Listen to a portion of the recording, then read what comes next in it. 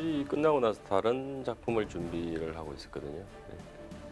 그게 잘 안 됐어요. 근데 한 2년 정도 준비를 했는데도 썩 그렇게 마음에 들지 않는 상황이 굉장히 개인적으로 좀 답답했죠. 전쟁 프로젝트라고 당시에 불렸었는데 전쟁 프로젝트를 하시기 전에 이미 다른 아이템이 2개나 있었어요. 그래서 하나는 이제 SF 아이템이어서 한 1년 이상, 2년 정도 이렇게 쭉 그 감독님이 말하자면 진행을 해오던 프로젝트가 있었고, 그다음에 또 태극기가 시작되기 직전에 징기스칸 프로젝트가 또 시작이 돼서 그것도 진행 중에 있었어요. 이것이 어떻게 보면 태극기의 가장 후발주자였죠. 정말 우연하게 우리 조 감독이 그 6.25 특집 다큐멘터리를 저한테 한번 보시라고 줬어요. 그래서 그날 바로 봤는데 그거 보고 많이 울었어요. 다 봤어요. 그거를 보면서 굉장히 감동을 받아서 아, 정말 이것이야말로 진짜 살아있는 아이템이다, 이런 생각을 많이 하게 됐고, 강 감독님도 이제 거기에서 모티브를 얻어서 아, 한국전쟁이라는 걸 다뤄보면 어떨까라고 얘기를 그 사석에서 저녁 식사를 하는 자리였던 걸로 기억이 나는데, 몇 명의 직원들하고 저하고 이제 사석에서 얘기를 하게 됐죠. 내가 왜 이 다큐멘터리를 보게 됐을까? 그리고 나는 그걸 보면서도 많이 울었고, 그 내가 평소에 생각하던 전쟁 영화의 그 실타래를 어떻게 풀 것인가에 대해서 뭔가 이렇게 구심점을 못 잡고 있었기 때문에 뭔가 이렇게 해야 되겠다 이런 생각을 못 했었는데, 그걸 보고 나니까 뭐라 그럴까, 이렇게 엄청난 갈증에 있던 사람이 그것을 해결한 느낌 같은 것이 들었어요. 그래서 그 결심을 하게 될 순간 지난 2년은 재료로 만들고 새롭게 시작해야 됐기 때문에 너무나도 쉬운 결정이 아니었는데, 어떤 용기를 갖고 할 수 있었던 것이 그 정도의 어떤 그 쾌감이 있었던 것 같아요. 한국전쟁이라는 아이템은 너무나 훌륭한 좋은 아이템인데, 문제는 어떤 시각으로 접근하느냐. 1950년 6월 25일 날 일어나서 3년 1개월 동안 진행됐던 한국전쟁은 어떤 것이었는가?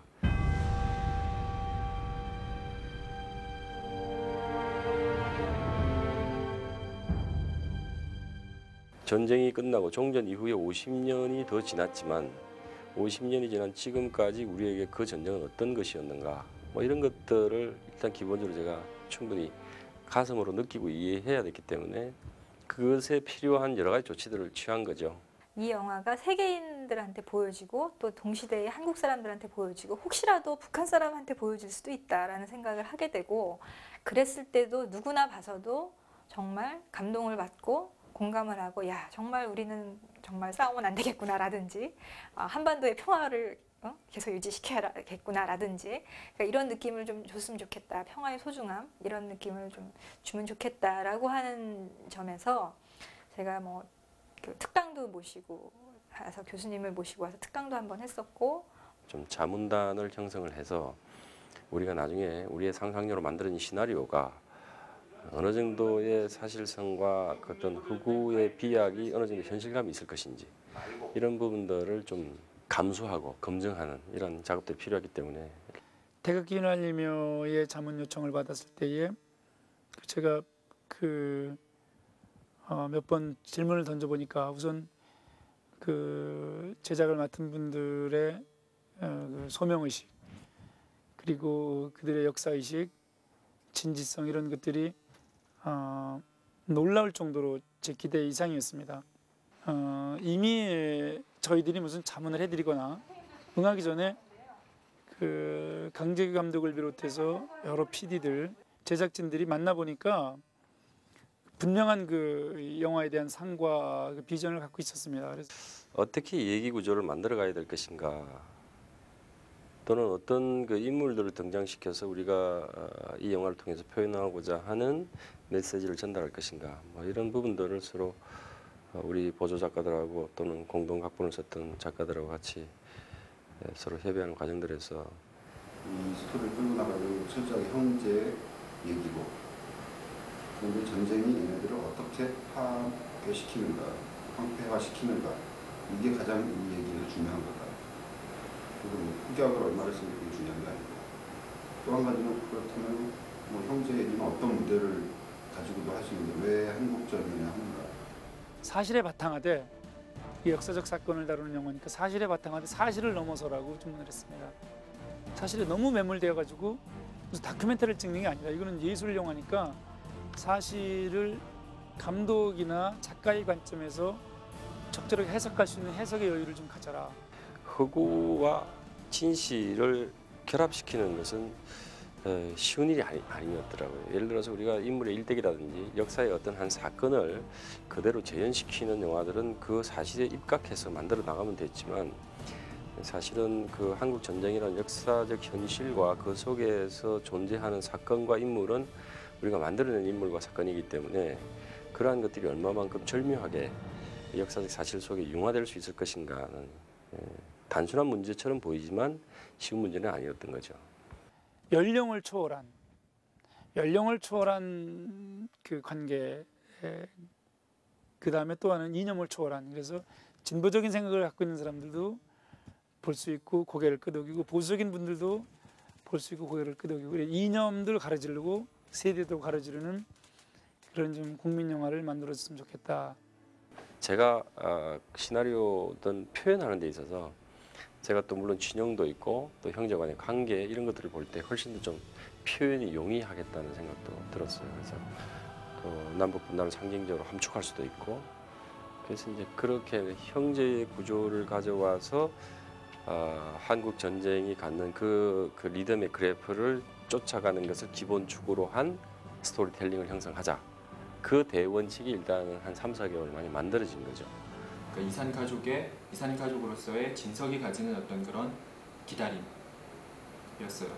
그런 기다림이라든가 그런 부분에 대해서 감독님이 강조를 많이 하셨고, 그리고 저희가 제일 처음에 봤던 다큐멘터리도 남편을 기다려온 할머니의 모습이었고, 그런 걸 통해서 분명히 아직까지 우리 사회에서는 이산 가족이라는 부분이 상처로 남아 있는 거거든요.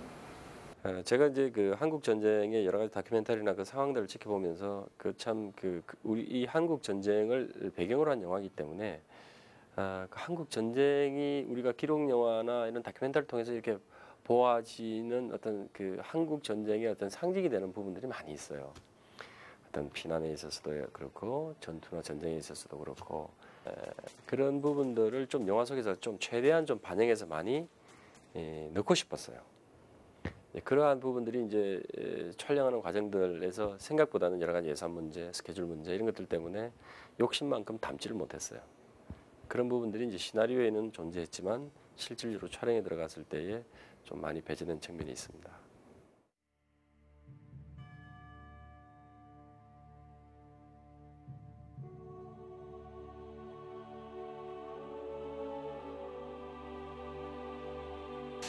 이번에도 제목을 정하는 데 애를 많이 먹었어요. 그래서 마땅한 제목이 생각이 안 났었는데 어떤 날 그 한 장의 스틸 사진을 보고 그 전쟁 사진을 한 장 보고 태극기가 휘날리고 있구나라는 생각을 했어요. 근데 그 태극기가 그 고지에 있는 어떤 한 병사가 그걸 들고 있는 사진을 보면서 그것이 어떻게 보면 굉장히 용맹무상하고 어떤 그 승리로 이끄는 어떤 그 군인의 어떤 모습을 보는 것보다는 굉장히 아프고 처절하고 힘들어 보였어요. 그 느낌이.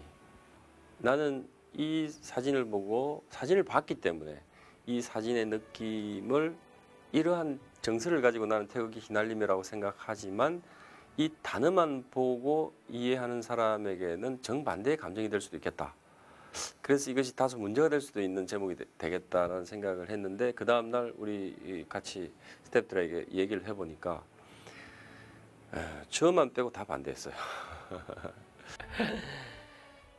이 제목은 태극기 휘날리며 처음엔 다 반대였어요. 100이면 100.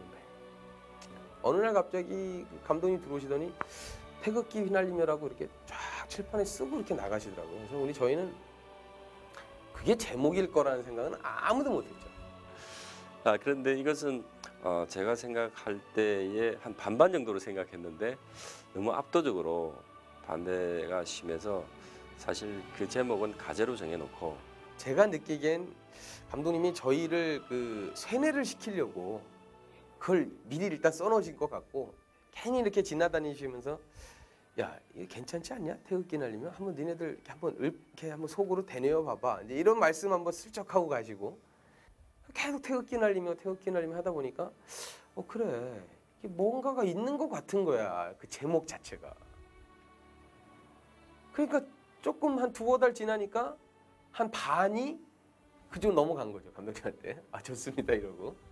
근데 또 반은 계속 반대였어요. 말이 안 된다. 이거 안 됩니다. 근데 그 와중에 이제 월드컵이 열리고 태극기 붐이 막 열리면서 또 많은 사람들이 또 넘어가기 시작을 하는 거예요. 제게는 어떤 나름대로 제가 가졌던 그 태극기 휘날림에 대한 그 느낌의 정서가 이 영화가 만들어지고 내가 생각했던 그 여러 가지 상황들이 구체화돼서 관객들이 감독이 가지고 있던 그 정서를 상당 부분 이 영화가 완성돼서 개봉될 때는 어느 정도 전달될 것이고 또 영화를 보고 나서는 더 많이 전달될 것이다.